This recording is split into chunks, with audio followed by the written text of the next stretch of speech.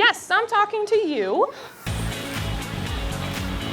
You have a tiny bug on your nose.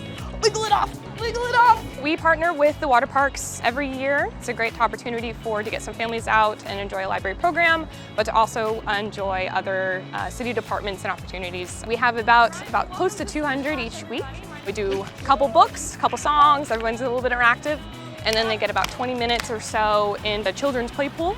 So that way they can enjoy the sun, enjoy the pool, but they don't have to stay for the rest of the day. They get it for free because it's a library-based program. And then if they want to stay, they can pay for their either seasonal pass or day pass once it's open to the general public.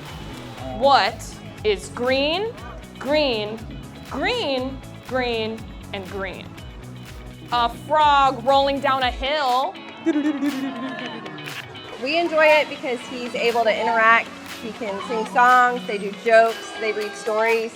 And anytime I can get him outside and with other kids has been wonderful. So with the Denton Public Library and the Waterworks partnering together to do this, it's been a great experience for him. It's a great way for the kids and the parents to kind of get together during this hot summer and cool off and enjoy.